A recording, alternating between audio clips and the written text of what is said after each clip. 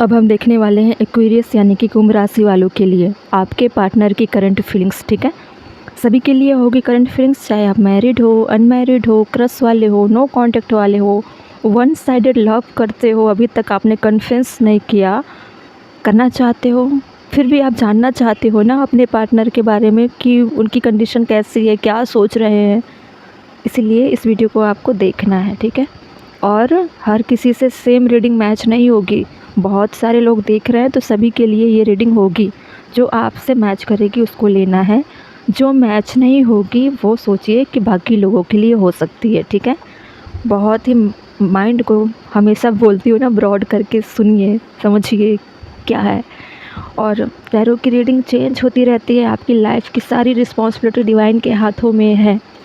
मेरा काम है सिर्फ पॉसिबिलिटी बताना। ठीक है, चलिए एक्वेरियस यानी कि कुंभ राशि वाले जो भी व्यूअर मेरे देख रहे हैं इस रीडिंग को, उनके पार्टनर की करंट फीलिंग्स बताइए डिवाइन मुझे।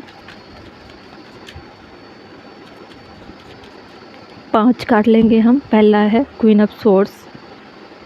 मुझे ऐसा लग रहा है कि कुछ ऐसे डिसीजन आपके पार्टनर ले चुके हैं जिस पे वो अड़े हुए हैं। ठीक है, आपसे जिस तरह की चीज़ें डिमांड की जा रही थी कि मुझे अब लापरवाही नहीं चाहिए, अब मुझे वही चाहिए जो मैंने सोच लिया है। ये आपके मेल पार्टनर भी हो सकते हैं और फीमेल भी हो सकते हैं। जेंडर अपोजिट देखिए, वॉइस एंड वर्सा भी देखना है। ठीक है, कई लोग कमेंट करते हैं कि ये तो मेरी कंडीशन थी, मेरे साथ गलत हुआ। तो मैं तो पर्सनली आपको नहीं जानती हूँ ना, आपको सिर्फ एनर्जी चेक करनी है। अगर लग रहा है कि एनर्जी ऐसे चल रही है तो अपने ऊपर अप्लाई करनी है। ठीक है, मैं किसी को बाय फेस पर्सनली तो नहीं जानती, इसलिए बोलती हूँ कि पॉसिबिलिटी के तौर पर देखना है। अगर आप फीमेल हो तो सोचिए आपके पार्टनर मेल होंगे, उनकी कंडीशन ऐसी होगी। अगर आप मेल हो तो फीमेल की कंडीशन ऐसी होगी। अगर आपको लगता है कि जो कंडीशन मैं बता रही हूँ वो आपके साथ हो रही है, उसी को कहा जाता है वॉइस एंड वर्सा। ठीक है, तो ऐसे भी लेना है। पहला कार्ड हम देख चुके थे, क्वीन ऑफ स्वॉर्ड्स की आई थी। दूसरा है 9 ऑफ वैंड की एनर्जी। देखिए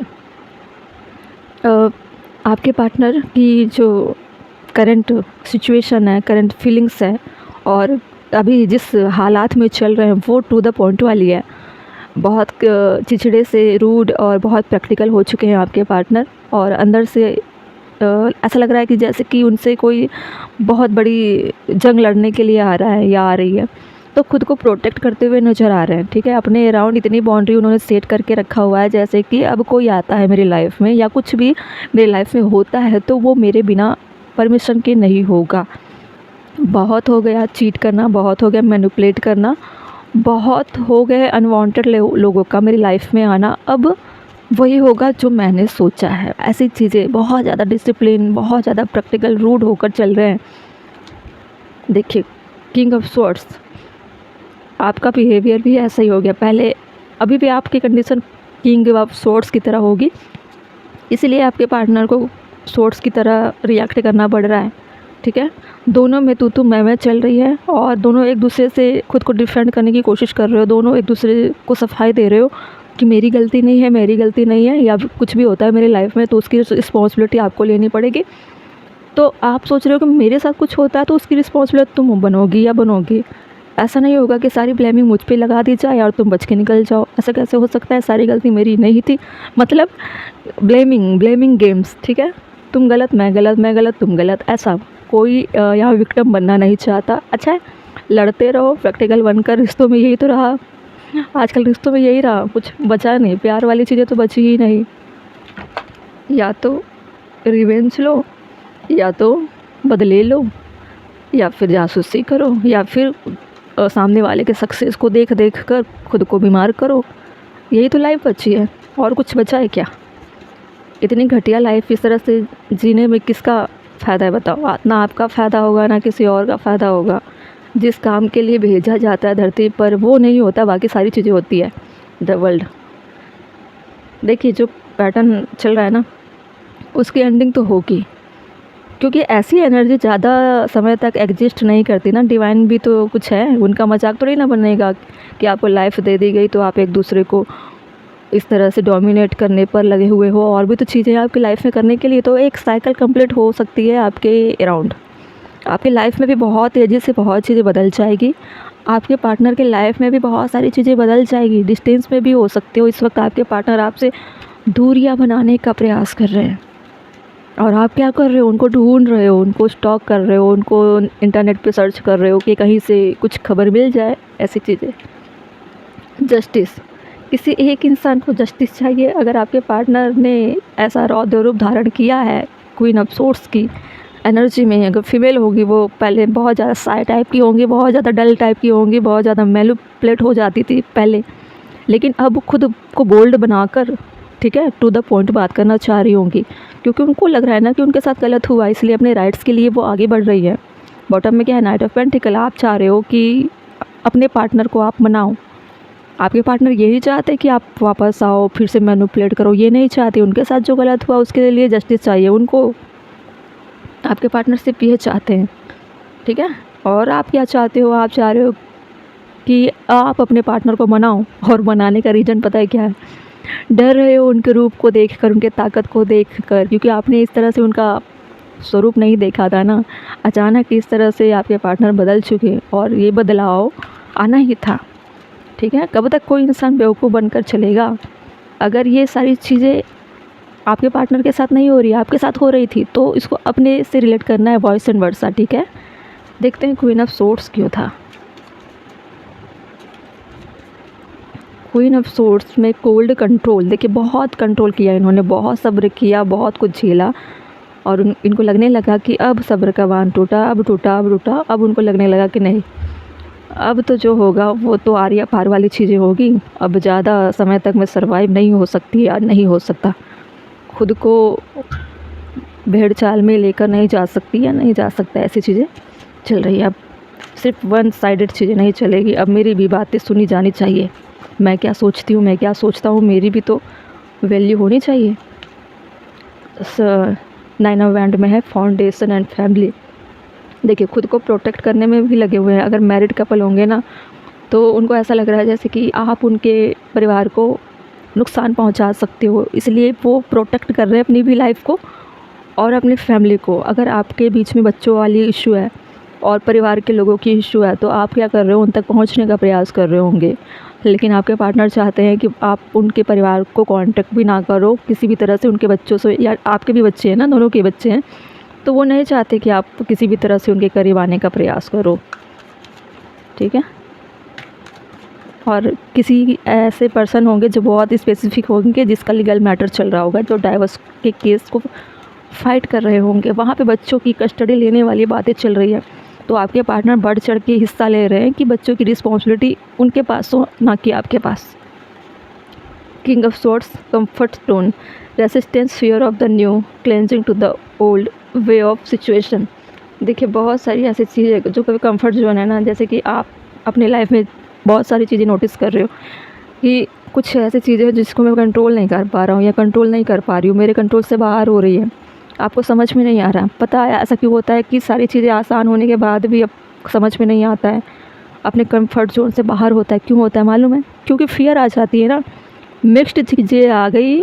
अगर आपको क्लैरिटी, अगर बीच में फियर एंटर कर गई तो वो फिर क्लैरिटी नहीं लाती, वो फियर में लेकर चली जाती है। जो नकारात्मक चीज़ों का प्रभाव है बहुत ज़्यादा होता है, बहुत तेज़ी से होता है और फैलता है, ठीक है। आप पॉजिटिव चीज़ें सोचो लेकिन माइनर सा सोच रहे हो, और नेगेटिव चीज़ें उसी सोच में एंटर करेगी तो नेगेटिव चीज़ें अपने आप को और बढ़ाती है, फैलाती है, ठीक है। तो वो उसका दायरा और बढ़ता जाता है। ऐसी चीज़ें आ गई आपकी लाइफ में कि अब आप फियर में जा रहे हो, बहुत सारी चीज़ें फियर में हैं। पहले तो आपके पार्टनर अपने आप को कंट्रोल करके रखे हुए हैं, कि कंट्रोल इसलिए करके रखे हुए हैं क्योंकि ऑब्जर्व कर रहे हैं, साइलेंट है, बहुत सारी फीलिंग्स हाइड करके रखा हुआ है। अगर आपके लिए वो प्यार महसूस करते हैं या करते थे, उसको अंदर में छुपा के रखा हुआ है ताकि वो कमज़ोर ना पड़े, क्योंकि इस वक्त वो बोल्ड डिसीजन लेने पे अड़े हुए हैं, ठीक है। इमोशनल जो उनके चेहरे पे या उनके लाइफ में जो इमोशनल चीज़ें थी जिसकी वजह से वो टूट रहे थे, उसको क्या किया उन्होंने, हाइड कर लिया ताकि वो कमज़ोर ना पड़े, ठीक है। और आपके साथ क्या हो रहा है, फ़ियर आ रही है, आपको लग रहा है कि मेरा पार्टनर इतना चेंज कैसे हो गया, इतना बदल कैसे हो गया, उसके अंदर सारी चीज़ें ख़त्म हो गई, प्यार ख़त्म हो गया, वो इस तरह से रुद्र रूप में आ गया या आ गई कि अब मुझे दुश्मन की तरह ट्रीट कर रही है या कर रहा है। अब फैमिली से अलग होने की बात चल रही है, लीगल मैटर चल रहा है, बहुत तरह की फ़ियर से आप गुजर रहे हो। द वर्ल्ड क्यों था, नॉर्थ नोड, साउथ नोड आ चुका था, अब नॉर्थ नोड आ गया, destiny, fate, evolution, finding life path, karmic challenges and reward. देखिए ये आपके लिए कार्मिक चैलेंज है और सिर्फ आपके लिए नहीं, वर्ल्ड का कार्ड से मुझे लगा ही था, मैं बोलने भी वाली थी कि एक साइकिल है जो कंप्लीट हो गई होगी, कार्मिक चीज़ें हैं जो कंप्लीट हो गई है। और सेपरेशन इसीलिए हुआ ताकि आप दोनों सेपरेट हो, कोई एक बहुत कमज़ोर था वो मजबूत होगा। सेपरेशन जब भी होती है ना, कुछ चेंज होती ही है। जो पहले कमज़ोर रहता है ना, सेपरेशन के बाद मजबूत हो जाता है, या कोई स्पिरिचुअल वर्क करने लग जाते हैं, या किसी की लाइफ में ग्रोथ आ जाती है, या बहुत सारी चीज़ें सीख जाते हैं, लाइफ लेसन मिल जाते हैं। कुछ ना कुछ डिस्टेंस कुछ ना कुछ नई चीज़ें क्रिएट करती, कुछ ना कुछ विस्फोट करती ही है। तो ऐसी चीज़ें डेस्टिनी में लिखा था आप दोनों के साथ ये होना, उसका रीज़न कुछ भी बन सकता है, कुछ भी, डेस्टिनी कुछ भी बना सकती है रीज़न। जिससे आप ज़्यादा अटैच होते हो ना, जो आपकी लाइफ से जुड़ी हुई होती है ना, उन्हीं चीज़ों में से चीज़ें निकालते हैं डेस्टिनी और आपको तोड़ते हैं, ठीक है। तो कार्मिक चीज़ें हैं तो इसको उसी तरह से लेना है। अगर आप स्पिरिचुअल चीज़ों से जुड़े हो, टैरो देख रहे हो, तो आपको ये सोचना है कि कार्मिक चीज़ें हैं, ये तो होनी ही थी, होनी में लिखा ही है, नियति में लिखा ही था, ये डेस्टिनी में लिखा ही था, मेरा रोल यहीं तक था, तो मुझे उस तरह से ही रिएक्ट करना है। डर और फियर में अगर हो तो आपको ये फियर से निकलना पड़ेगा, क्योंकि हर चीज़ें ज़्यादा दिन तक नहीं होती हैं, ठीक है। तो चैलेंजेस हैं, फेस करिए, रिवॉर्ड मिलेगी, इसमें रिवॉर्ड लिखा है ना, कार्मिक चैलेंजेस एंड रिवॉर्ड, जस्टिस। आपके साथ गलत हुआ है तो आपको जस्टिस मिलेगी, ठीक है। अगर आपके पार्टनर के साथ गलत हुआ है तो फिर उनको जस्टिस मिलेगी। ऐसा नहीं है कि आपके साथ नुकसान होगा, ठीक है, आपके साथ नुकसान नहीं होगा। आप गलती मान रहे हो ना, एक और काम कर लो, गलती हुई है तो डिवाइन के सामने सारी चीज़ों को एक्सेप्ट करिए और बोलिए कि मुझसे गलती हो गई, जो भी बोलना है। किसी के सामने भी बोलते नहीं होंगे या बोल नहीं पा रहे होंगे, कई बार ऐसा होता है ना, लोग क्या, आप ही के बारे में बात करती हूँ, थोड़ा अजीब लगता है कि अपनी गलती को कैसे एक्सेप्ट करें, तो एक्सेप्ट करिए, डिवाइन सुनते हैं। आप एक्सेप्ट करोगे मतलब डिवाइन के सामने आप गिर चुके हो, अपने आप को सरेंडर कर चुके हो। अब डिवाइन पे छोड़ दीजिए, वो कैसे आपको इस मझधार से बाहर निकालेंगे। जस्टिस क्या है, देखिए एक्सप्रेशन, अभी मैं बोल भी रही थी कि बोलिए, एक्सप्रेस करिए, कन्फेस करिए, तो सारी चीज़ें बोलनी है। ट्रूथ, जो भी सच्चाई है, जो भी हुआ आपको बोलनी है, ठीक है, सच्चाई बोलनी है, आपको जस्टिस मिलेगी, ठीक है। लीगल मैटर या जो भी कंडीशन आपके पार्टनर के साथ चल रही है, सारी चीज़ें ख़त्म हो जाएगी, इतना भरोसा रखिए, ठीक है। New perspective, seeing the truth, clear action, honesty, communication. देखिए ये चैलेंज है, आपकी परीक्षा की घड़ी है, खड़े उतरिए और ये बाजी आप जीत जाओगे, भरोसा रखिए मेरा, ठीक है। बॉटम में क्या है, self deception, temptation, mask, wise choice. देखिए बहुत सारी चीज़ें आपके लाइफ में चैलेंजेस के रूप में है।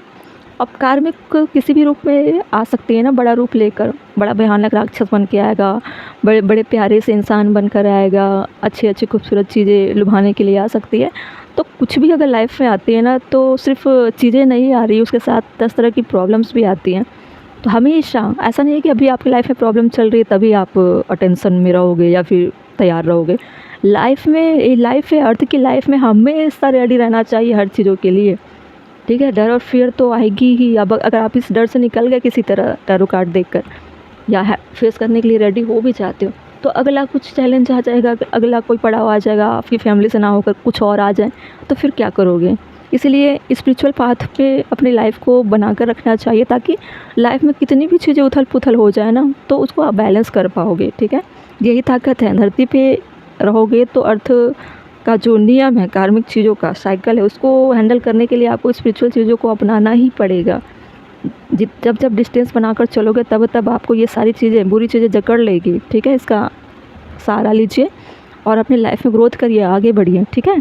एक्वेरियस, कुंभ राशि, अपना ख्याल रखना।